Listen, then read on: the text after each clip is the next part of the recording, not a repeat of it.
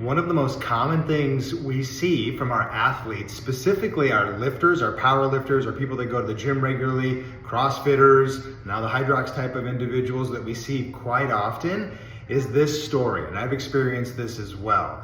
You're putting some weight on your spine, maybe you're doing a squat, maybe even a deadlift, something like that. You get down to the bottom, you're trying to come up out of the hole, as they say, and you hear a pop sound. You don't know what that is in that moment. Maybe you rack the weight, maybe you keep going through those sets because the pain really isn't that severe yet, but you know something was off. You know something was different. Usually you don't get a pop sound in your back when you're doing those kind of motions. And so let's walk through what that actually is and what we should be doing about that in the short term, because some of the decisions you make right after that can have huge impacts on the next several weeks, months, or even years. I'm Dr. Garst with the Well Chiropractic Clinic here in Mesa and Gilbert, Arizona, and what we're talking about is either a disc bulge or a disc herniation. So when you're lifting, sometimes you might hear, if you're going through a full range of motion, you might hear these kind of sounds, right? You might hear a pop that sounds like a joint moving. But specifically when you're doing a squat or deadlift, if your spine is under load and you get down to a certain part of that motion, you hear a different sound, like a different type of pop. That could be the disc material actually pushing through the outer fiber layers of that disc and then hitting a nerve. So one thing to think about with this, one of the reasons you don't always get pain right away is because there has not been enough time for the inflammation to build up. Yes, there might be some pressure on the nerve, but the inflammation hasn't started to settle around where that nerve is. So let me show you what I'm talking about here. In between these bones are these nerves. Now there's not much space in there. So if a disc, this is those fibers I was talking about, and this is the little jelly-like material on the inside. If that pushes through, that could have been the pop sound that you heard when you were doing your squats or deadlifts. But if that nerve is sitting right there, there's not a lot of inflammation built up around there because it just happened. Now, here's where this is really important. If you do continue working out, because you're not going to be in a ton of pain right in that moment. If you are, obviously, please stop.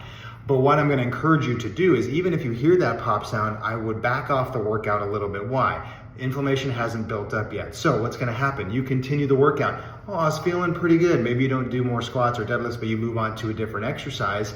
That inflammation over the next 24, 48 hours is going to continue to build.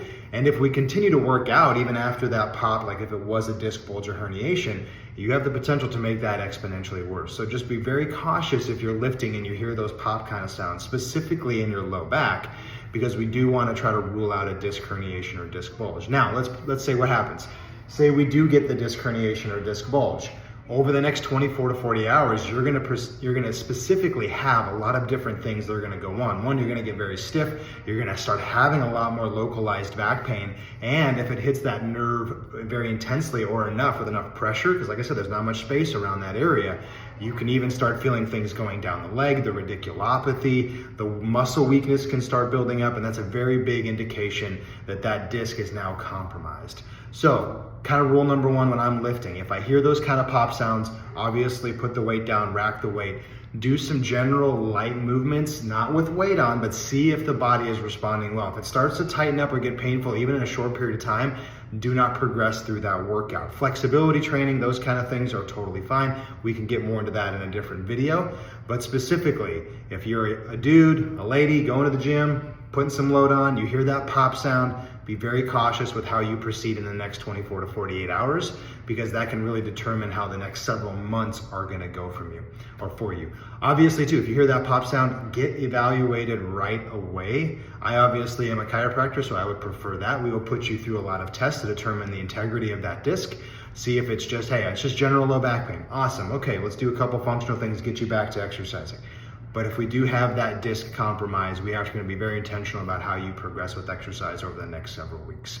So obviously there's a lot to unpack here, guys, but if you have any specific questions on discs, we specialize those in our office. I've gone through that myself. We hear hundreds of stories with guys, gals that go through this same thing, and how you handle that first 24 to 48 hours after the injury is going to be really crucial for you. So again, if you have any questions, let us know. Drop a comment below if this has ever happened to you lifting. In future videos, we'll talk about like, hey, progression back to lifting, what we think treatment options should be, and a bunch of the details that go on after that acute injury. So again, if you have any questions, let us know. We'd love to try to help and evaluate and get you guys better if we can. Again, I'm Dr. Garst. We'll see you on the next video.